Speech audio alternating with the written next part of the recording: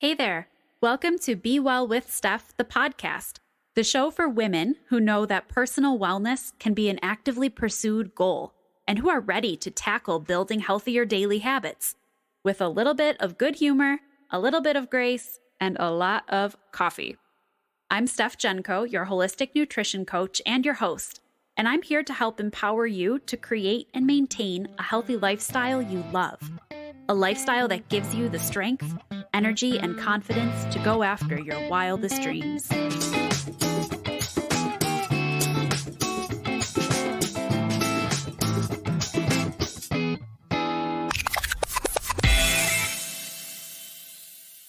Hello, everybody. Welcome back to the podcast. My name is Steph Genko. I'm your wellness and nutrition coach and your host.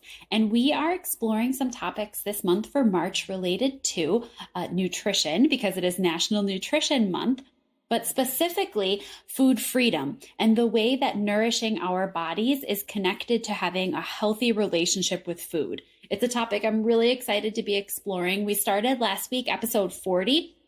So if you haven't listened to that yet, definitely encourage you to go back, listen to episode 40, where I talk a little bit about the idea of letting go of some of our old diet habits, why it might be important to do that, and some ways to get started instead in developing this idea of food freedom, what food freedom is, and beginning to develop a good relationship with food.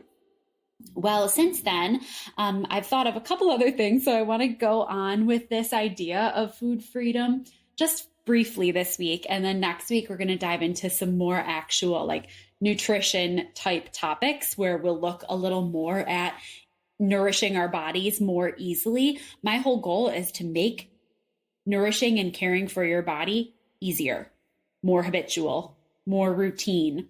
Not something that is a source of stress, but is a source of energy and joy. So we're going to talk a lot more about nourishing. But I had this really epiphany moment on Instagram during one of our coffee chats as another part of our relationship with food. So that's really what I want to talk about. Someone had brought up that part of food freedom, a good way to have more freedom around your dietary choices and to have more of a sense of freedom and control when it comes to food. And someone had mentioned that one of the key parts of that is listening to your body's responses to food, is strengthening your understanding of your hunger and fullness and of other body cues. So I wanted to talk about this listening to your body idea and the idea of communication in relationships. So when I think of having a healthy relationship with a person, communication is something that comes up as a really important piece of the puzzle, right? You have to have good communication skills. You have to listen to a person you're in a relationship with of any kind. You need to feel like you are listened to and understood, and that you're kind of on the same page and understand each other's ideas and needs in order for your relationship to grow. Communication is essential. I'm pretty sure we could all agree on that. So when we think about the idea of improving our relationship with food, let's bring that idea of communication in regards to the idea of listening to our bodies and listening to our body's responses to food. Communication is so important. So have you ever talked to someone and you are telling them something, you're sharing an opinion or a feeling or a need, and you're looking at them and you can tell that they're already formulating their response to you in their head before you're even done talking? Maybe you've found yourself doing this. You're having a conversation, you have a differing opinion maybe from someone, and you're already pre-planning your response. You're not even really hearing what they're saying. You're thinking of what you are going to say next. Well, if you're doing that, you're not truthfully listening to that person and what they're expressing and responding to that. Or if it's the other way around, if you're the one talking and that person is already thinking of what they're going to say next, then they're not truly listening to what you are saying or expressing or needing. Let's think about this in terms of our relationship with food. If we are following a set of diet rules or a diet plan or a diet program, and I'm not even necessarily talking about extreme restriction in forms of diet, like in reference to dieting, I'm just talking about following something prescribed or pre-planned. if we're doing that, we're not necessarily listening to what our body needs. We've already decided we're going to tell our body what it needs. We're going to give it the prescribed plan. We're going to follow the diet, regardless of what our body is saying to us. And when we do that, we're not exactly listening to our own hunger or fullness cues. We're not necessarily paying attention to our digestion, our satisfaction, our energy level, etc. When we talk about learning to listen to our body as a part of a good relationship with food or health, we're meaning paying attention to the cues our body is giving us and then responding appropriately.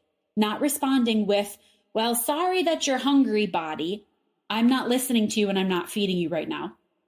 Or, sorry you're full right now, body. You have to eat anyway because it's the right time on the timetable, right? We're ignoring our body's cues and we're telling it without listening, to kind of make that analogy of having good communication in a relationship. We're not really communicating well with our bodies when we're following something prescribed and not making adjustments. Now, you could follow, like, say you're at the beginning of a week and you have mapped out a meal plan for yourself, or you're working with someone who's given you a meal plan, or you've worked it out together. You have an intention for how you'd like to eat over the course of the week. There's nothing wrong with that. It's great to have intentions. Plans can be really helpful and useful for keeping us on track, for not, being paralyzed by decision making when we're busy or anything like that. There's certainly many benefits to having plans in place. I do think it is important to have flexibility within the plan. So just because you've said, this is the meal that we're eating for lunches this week, or this is what I'm cooking for dinner on Monday, that's fine. Where we listen to our body is where we think about, am I hungry for a snack before or after that? How hungry or full am I while I'm eating? So I pay attention to if it's time to stop or if my body needs more, that kind of mindfulness in eating. Maybe it's noticing after a meal, how does my body feel? Hungry, full, energized, strained? How does my digestion feel? Is my head clear? And maybe making a note of, all right, so next time, would I want to eat this again, or would I want to make any adjustments to the way that I ate it, the timing, the amount, etc. It's paying attention to the information that our body is giving us and then allowing that information to help us drive our nourishment choices, to help us drive our food plans, to help us make modifications, and then to feel good about it. So this communicating with our body about the food that we're eating or the food that we need is a really crucial part to developing a healthy relationship with food, to developing food freedom. And by food freedom here in this context, we're talking about not having to eat something because it's on the plan or because it's part of the diet, or not skipping something because it's not on the diet, but instead using our information about nutrition that we know, using the information that our body is giving us to make choices, to have the freedom to make the choices that are going to best suit our body. So I just wanted to bring up this idea of listening to our body, because I feel like food freedom, listen to your body, are like these trendy phrases that are often thrown around, but they don't necessarily mean anything to us. So if we're going to continue to work toward food freedom, if we're going to continue to work toward the ability to make our own nutritional choices as they suit our body and our lifestyle, I think listening to our body really needed to be unpacked. So listening to our body, again, meaning, am I full or hungry? Is this food making me literally feel good? Am I thirsty or not? Am I waiting a long time between meals and getting cranky or getting a headache? And that's something that can be adjusted. Paying attention to the signs our body is giving us, and then not telling our body, that doesn't matter, we're following the plan, but instead telling our body, I'm listening to you. I respect the cues that you're giving me, and I'm going to respond appropriately to them to the best of my ability.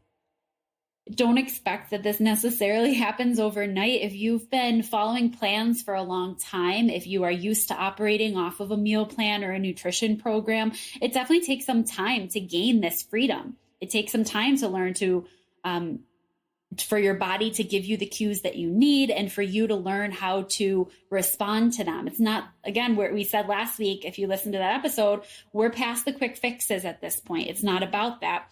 It is about putting in a little bit of the effort and a little bit of the thought to do the work to repair and foster a good relationship.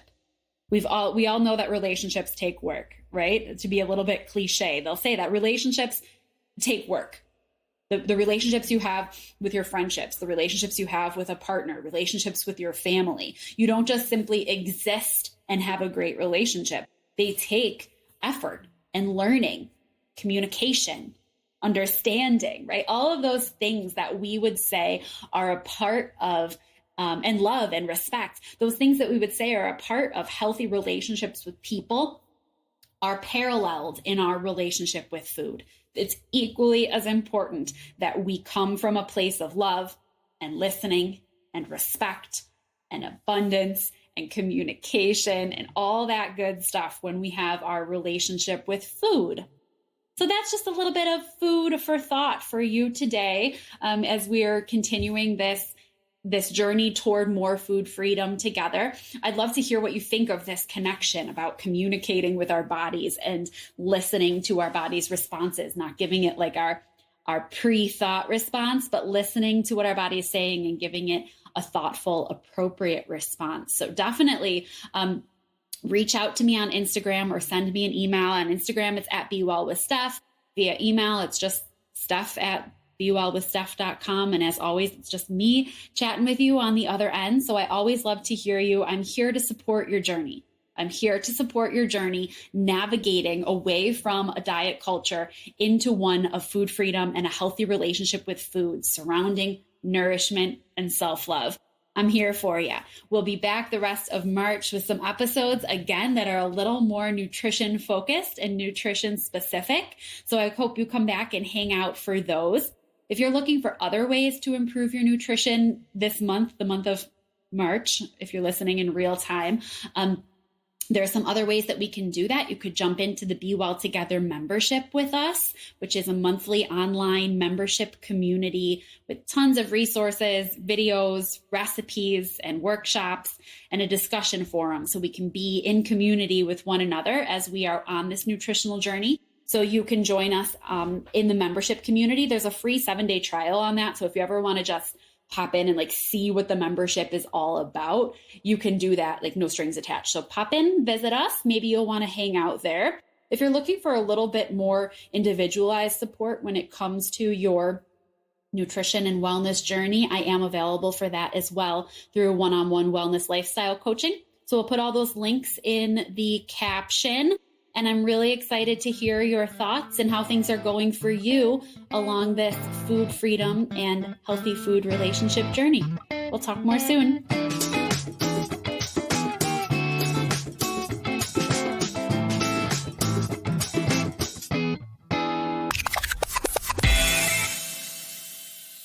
Thank you so much for listening to Be Well with Steph, the podcast. When there are a million things that you could be doing, I appreciate your choosing to hang out here, and I am proud of you for continuing to work on your own wellness journey. I invite you to head over to bewellwithsteph.com for the details from this episode, my blog, upcoming events, and lots of other resources. If you enjoyed today's show, I'd love to hear from you. I'm Be Well with Steph everywhere you like to hang out on social media, so come on over and say hi. Until next time, my friends, be well.